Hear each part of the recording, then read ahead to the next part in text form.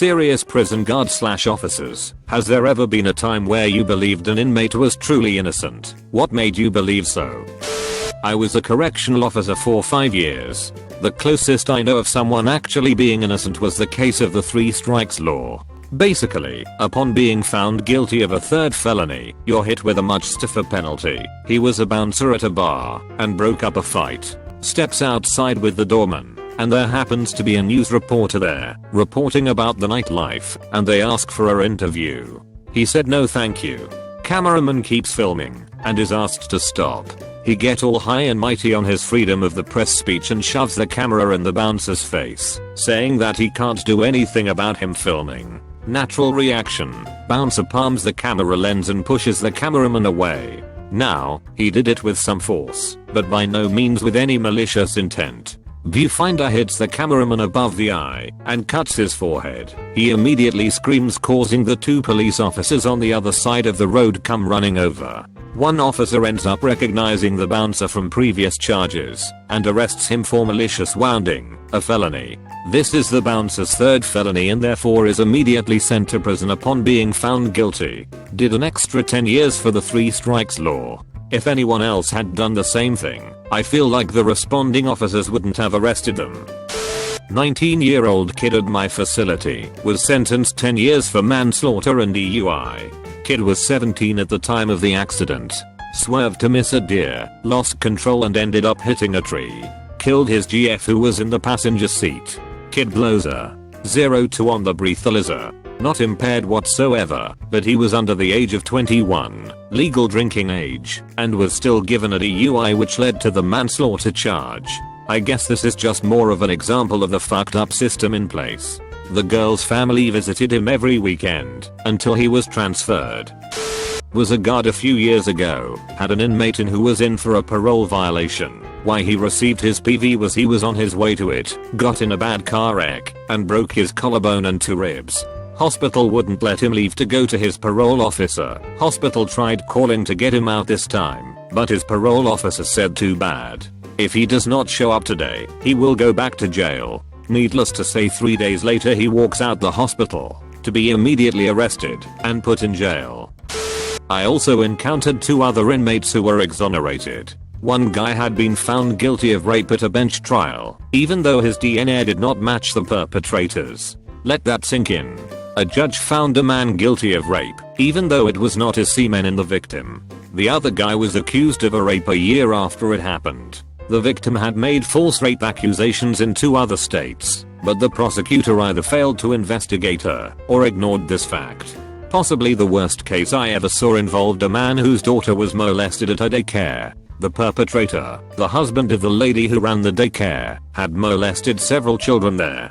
After the trial, the daycare owner claimed that the father of one of the victims had molested her child several years earlier. The cops asked him to come down to the station to talk about it. Having done nothing wrong, he agreed. After talking to him for hours, the police nevertheless believed they had a case against him.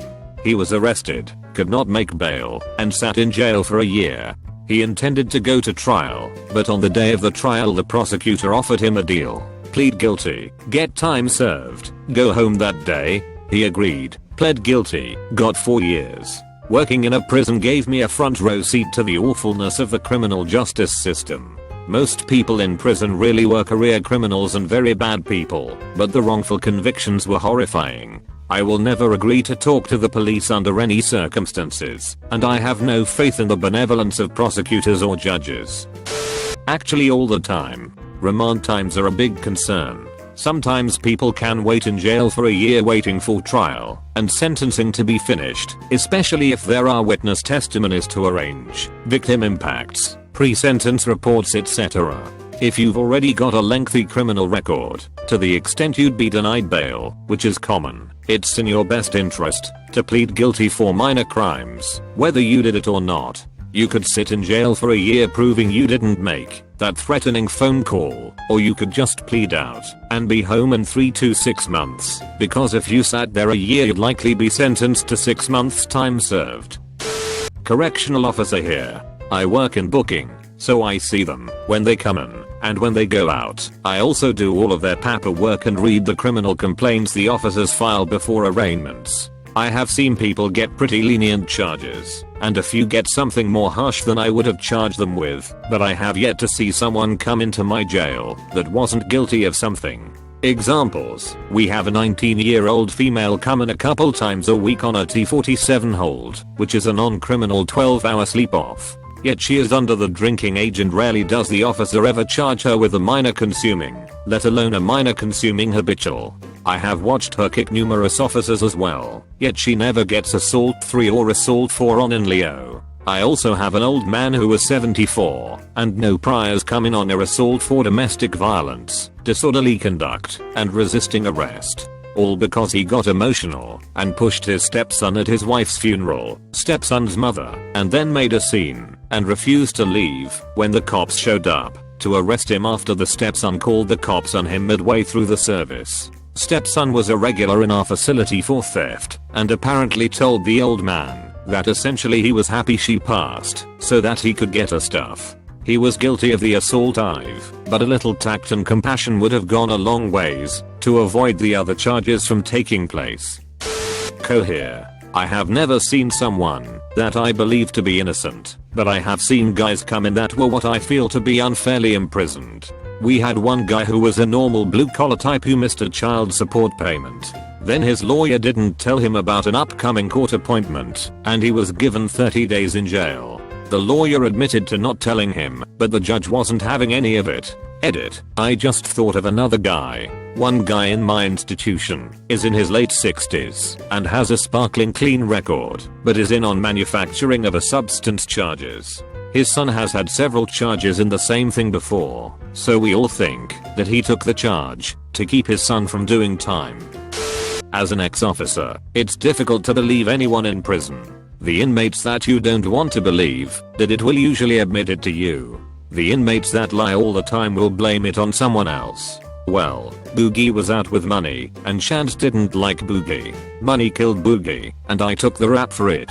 You hear shit like that all day. However, there was one inmate Wood was in for over 20 years with a life sentence that was released after new evidence showed he really didn't do it. He's now writing a book and attempting to sue the state. Been a co for a while now, and while I'm sure there are a few, there is only one that strikes me as likely being innocent. He's an old black guy on my rock. Has claimed for years that he's innocent. My partner and I read his file. Basically contains all the info from his arrest including statements and court docs, along with docs from his incarceration, like security level reviews and tickets, and both think there is at least a good chance he's innocent. He was arrested in the early 60s for allegedly robbing a store and killing a white woman. There were eyewitnesses there stating it was a local man by the name of Perry, changed for obvious reasons. The make and color of the car was also reported. Seems like a pretty easy case. Said car is tracked down being driven by our inmate. Let's call him Miller. They immediately arrest Miller and charge him. Even though this is a different man than eyewitnesses report, though they aren't really that reliable, it's all they had. But this is where it gets weird. Instead of charging him as Miller, they call him Perry and charge him under that name. So his legal name, which even appears on the back of his docket as Miller, but he's on our count boards and computers as Perry. Now this is a very old file, and pages may be missing, so maybe someplace in there's an explanation for this whole thing, but based on the file doc we have, it seems really shady and weird.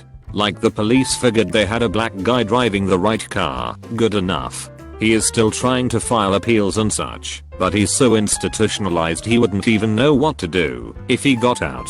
He also absolutely hates when you call him Perry, always says that's not my name. He's one of the better inmates I've ever had, so long as you call him Miller.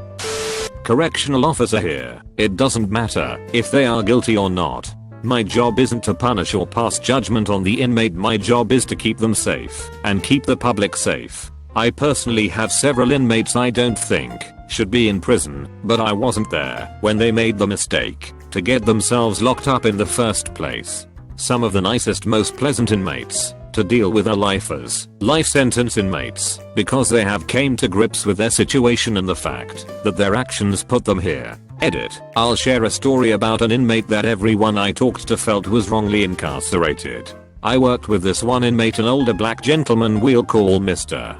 Grass. Allegedly, Mr. Grass owned a lawnmower repair shop that was well respected in the community. One day some guys bring in some lawnmowers to sell, and Mr. Grass purchased them for a fair price. What these fine young lads neglected to mention is these lawnmowers were stolen. Mr.